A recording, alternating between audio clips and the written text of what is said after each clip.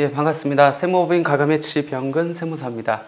오늘은 주택 임대사업자와 건강보험료에 대해서 한번 알아보도록 하겠습니다. 굉장히 많이 질문하는 내용 중에 하나고요. 또 피부양자로 그동안 남아있던 분들이 이제 주택 임대사업자를 함으로써 지역가입자로 많이 전환하게 될 텐데, 그에 따라서 얼마만큼의 건강보험료가 부과가 되고 또 피부양자로 자격으로 계속 남아있을 수 있는 조건은 어떤 것들이 있는지 한번 살펴보도록 하겠습니다. 먼저 건강보험료가 어떤 건지 한번 정의부터 한번 내려보고 갈까요?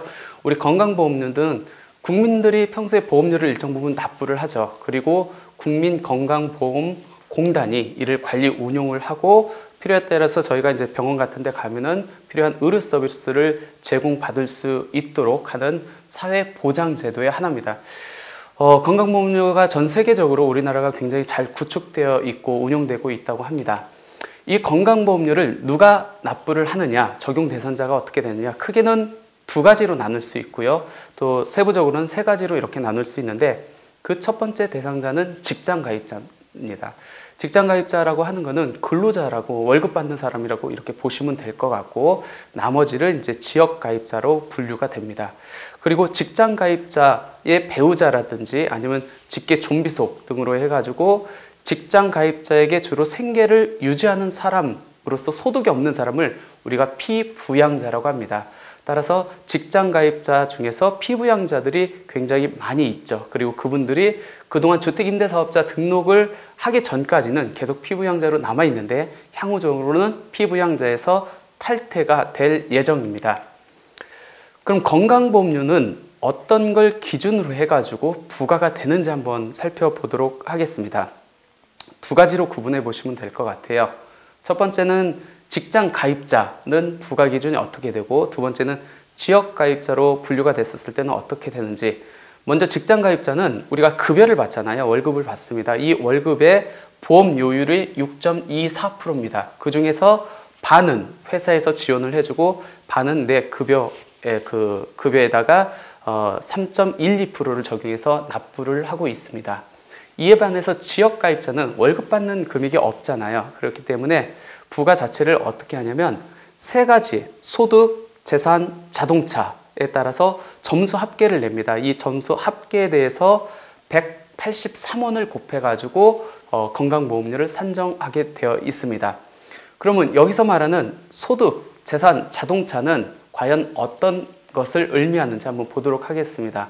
먼저 지역가입자의 보험료 부과 기준인 소득은 우리 종합소득 대상 소득이라고 보시면 될 것 같아요. 이자, 배당, 사업, 근로, 연금, 기타, 이렇게 보시면 될 것 같고, 재산은 재산세 부과 대상에다가 전세나 월세가 포함된다고 보시면 될 것 같습니다. 그리고 자동차는 배기량이 1600cc 이상이면서 사용 연수가 9년 미만인 승용차가 포함이 됩니다. 이렇게 해서 소득을 97등급으로 나누고 재산은 60등급으로 나누고 또 자동차의 점수를 합해가지고 여기에다 점수당 금액을 적용해서 지역가입자의 건강보험료가 부과가 됩니다. 그럼 제일 중요한 거는 뭐냐면, 건강보험료의 부과 기준이 향후적으로는 지금 직장가입자 같은 경우는 월급으로 간다고 했잖아요. 그리고 지역가입자 같은 경우는 세 가지 소득, 재산, 자동차인데, 향후적으로는 이 소득을 중점적으로 부과 기준을 삼겠다고 합니다.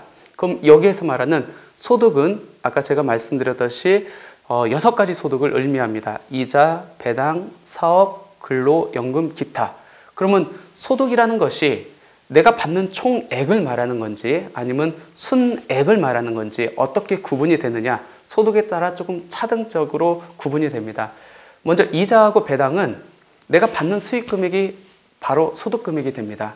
근데 사업소득 같은 경우에는 내가 돈을 벌었잖아요. 근데 여기에 들어가는 비용들이 있을 거 아닙니까? 그러니까 순액, 총수익금액에서 필요 경비를 차감한 이익 부분을 갖고 소득을 산정을 하고요.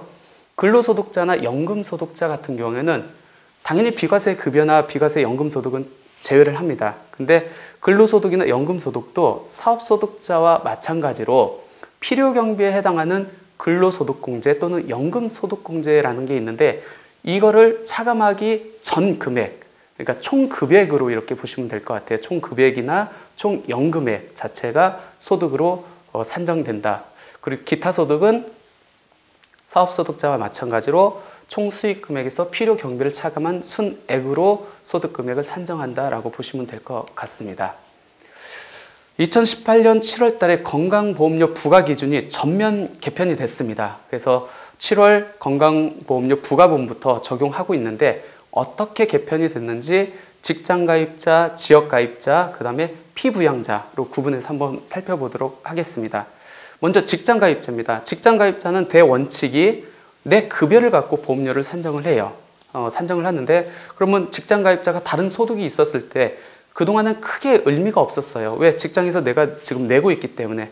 하지만 보수외 소득, 여기서 보수외 소득이라는 것은 아까 이자, 배당, 사업, 연금, 기타 이 소득 금액이 연간 3,400만 원을 초과했을 때는 그 직장가입자는 직장가입자로서 월급에 대해서 건강보험료를 부과하고 있음에도 불구하고 별도로 보수의 소득에 대해서 소득 원래 보험료를 추가로 납부를 해야 됩니다. 지역가입자는 어떤 것들이 개편이 됐느냐?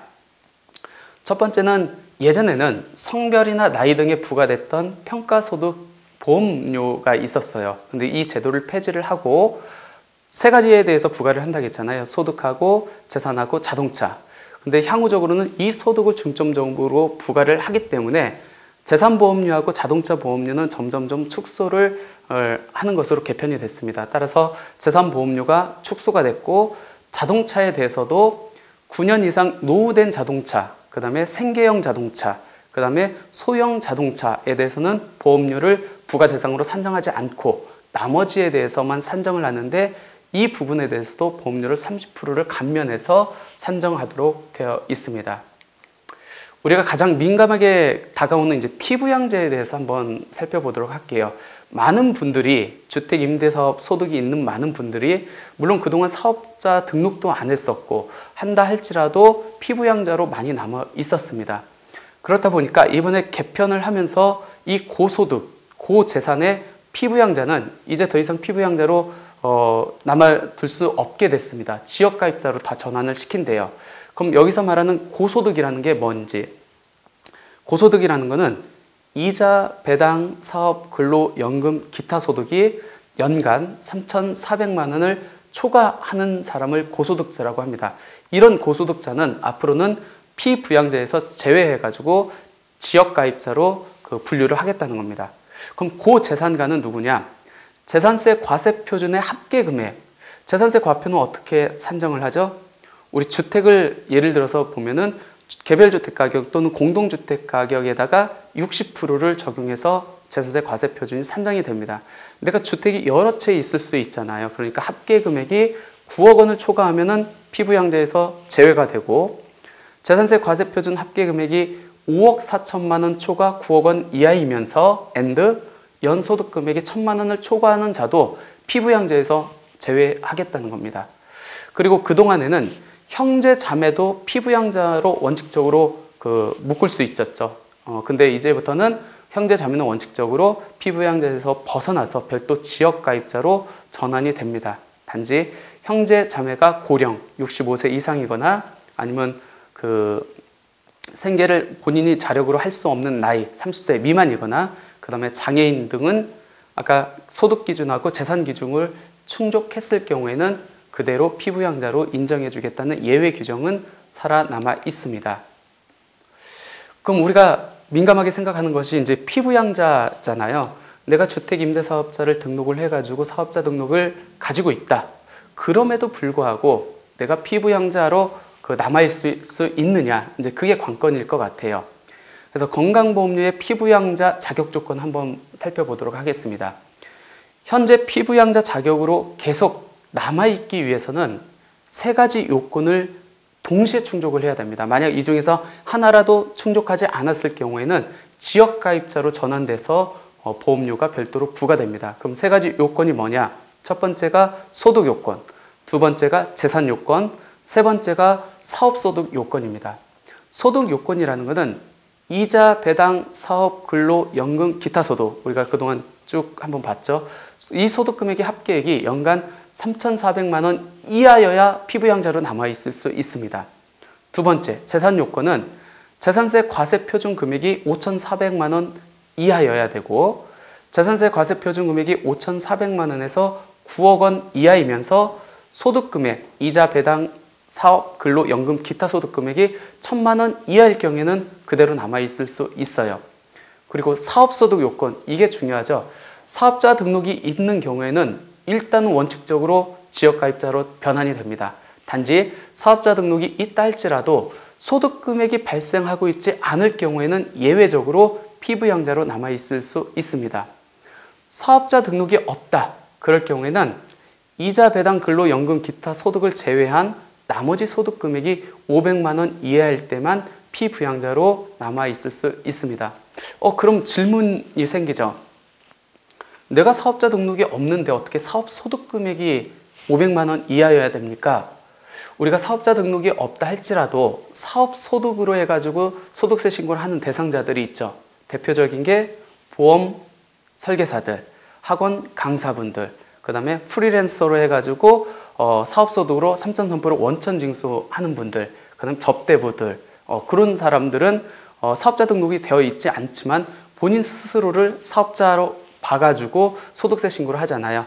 그런 경우에는 내가 임대사업자 등록이 되어 있지 않다 할지라도 사업소득 금액이 500만 원 이하일 때는 되어 있다 할지라도 임대사업자 등록이 되어 있지 않고 사업소득 금액이 500만 원 이하일 때는 피부양자로 남아 있을 수 있습니다.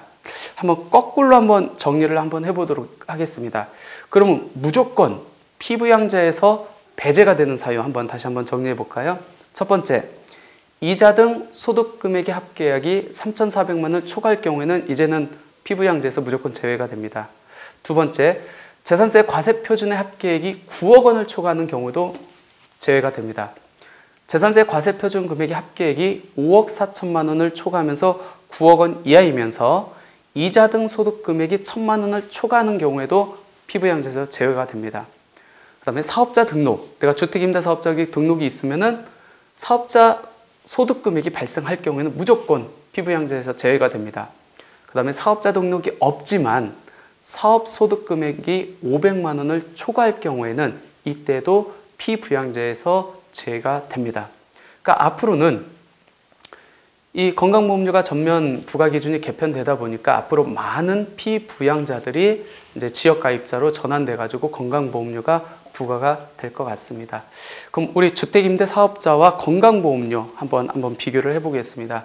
크게 두 가지로 분류해 보면 될 것 같아요. 첫 번째는 내가 직장이 있어요. 직장 가입자인데 주택임대를 하고 있는 경우하고 내가 직장을 얻고 그동안 피부양자로 있다가 주택임대사업자를 등록하는 경우하고 이렇게 크게 두 가지로 분류해 보면 될 것 같은데 먼저 내가 직장 가입자입니다. 그러니까 근로소득이 있으면서 내가 주택임대소득이 발생합니다. 이럴 경우에는 나는 직장에서 건강보험료를 납부하고 있지만 이 주택 외 소득에서 연간 3,400만 원을 초과할 경우에는 직장에서 내는 건강보험료 외에 이 소득에 대한 소득 원래보험료를 추가적으로 납부를 해야 된다는 거고 피부양자가 그동안 피부양자로 있었는데 내가 주택임대소득이 발생을 합니다. 임대사업자 등록을 했어요. 그럴 경우에는 사업소득금액이 발생하는 이상, 그러니까 임대소득금액이 발생하는 이상 무조건 지역가입자로 전환돼 가지고 지역가입자 부과 기준인 소득, 재산, 자동차를 반영한 보험료 부과 점수의 합계에다가 점수당 금액 183원을 곱해서 건강보험료가 부과가 됩니다. 그럼 이제는 내가 주택임대사업자를 내고 임대사업을 합니다. 임대사업을 하는데 그 수익 금액이 2천만 원 이하일 때하고 초과일 때하고 건강보험료가 어떻게 차이가 나는지. 왜 그러면 2천만 원 이하면은 2018년도까지는 비과세가 적용되지만 2019년도부터는 분리과세가 적용되죠.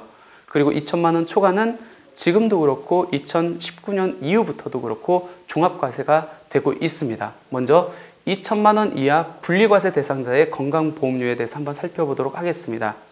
아까 말씀드렸듯이 2018년까지는 비과세가 적용됐습니다. 2천만 원 이하에 대해서. 그리고 2019년부터는 분리과세가 적용되는데 그러면 원칙적으로 주택임대 소득금액이 발생하게 되죠. 그러면은 건강보험료가 부과가 됩니다. 이 경우에도 만약 소득금액이 발생하지 않거나 결손인 경우에는 당연히 피부양자의 자격을 그대로 유지할 수가 있겠죠. 따라서 결론, 주택임대소득 소득을 제외한 종합소득 금액이 2천만 원 이하인 분리과세 대상 주택 임대 사업자는 우리 공제 금액이 주어졌죠. 즉 2천만 원 이하에서는 분리과세일 때 필요 경비가 일정 부분 50% 또는 70%가 적용되고, 또 주택 임대 사업자 등록 여부를 했는지 안 했는지에 따라서 공제 금액 했을 때는 400만 원, 주택 임대 사업자를 등록하지 않았을 때는 200만 원을 공제를 적용을 해줬습니다. 따라서 결론, 일정 임대 수익 금액 내에서는 소득 금액이 발생하지 않을 수가 있습니다. 또 이 소득 금액이 발생하지 않으면은 내가 사업자 등록이 있다 할지라도 건강보험료가 부과되지 않습니다. 그러면 어느 정도 임대 수입이 있어야 소득 금액이 발생하지 않는지 한번 보도록 하겠습니다.